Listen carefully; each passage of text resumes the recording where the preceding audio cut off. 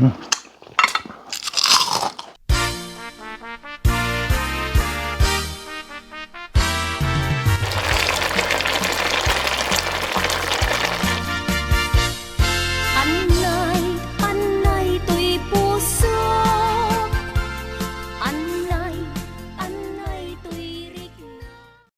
ito na naman tayo. Uncle Bry here. Kakain tayo ngayon ng buridibud. Pwede rin itong tawaging diningding or inabraw. Kasi tayong mga Ilocano, basta sinabawan na may gulay, pwede naman tawaging buridibud, pwede tawaging inabraw, pwede tawaging diningding, pwede rin pinakbit. Basta gulay na halo-halo. Tapos sinaluan ko siya ng galunggong na pinrito. Tapos parda or bataw, talong, ampalaya, kamote, tapos sitaw. Tara, kain tayo.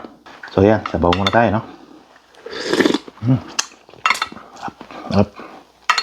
Tapos nag-iwan nga pala akong konting, pinrito na galunggong crispy. Diba?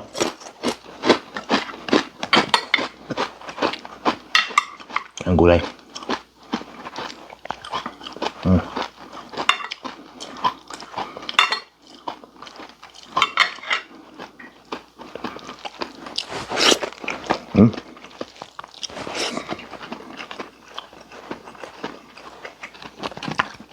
Pinalutong ko nga yung pagprito ito para walang tinik.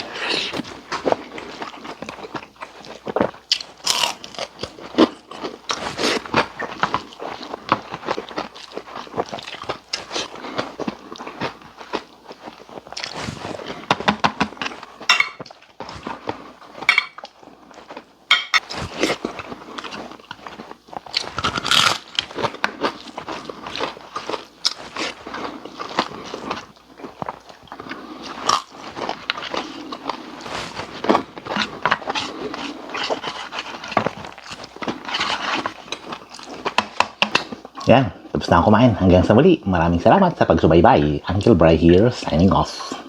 So, ito na yung mga ingredients sa ating buridibud. Gamit tayo ng sitaw, sweet potato or kamote. Gamit din tayo ng okra, ampalaya.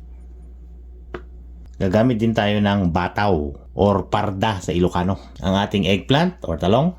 At papartneran natin yan ng galunggong. Pritong galunggong, okay?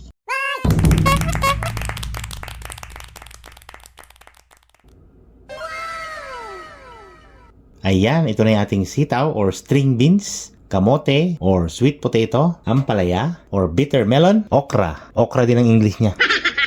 Ang ating bataw, parda kung tawagin sa Ilocano, or beans. Isang klase ng beans ito sa English, so i-google na lang. Hindi ko alam sa yung exact term niya, okay?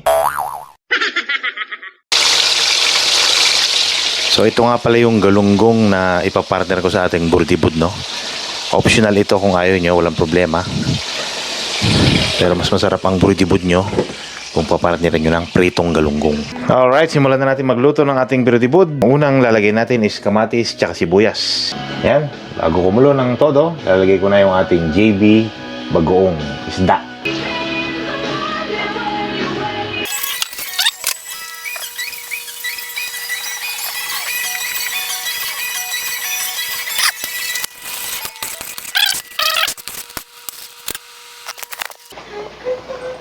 Maglagay din tayo ng paminta. Maglalagay ako ng pritong galunggong, yung pinrito natin kanina, pampalasa dito. So ayan, nilagay ko na yung ating mga gulay. Hintay lang natin lumambot lahat ito.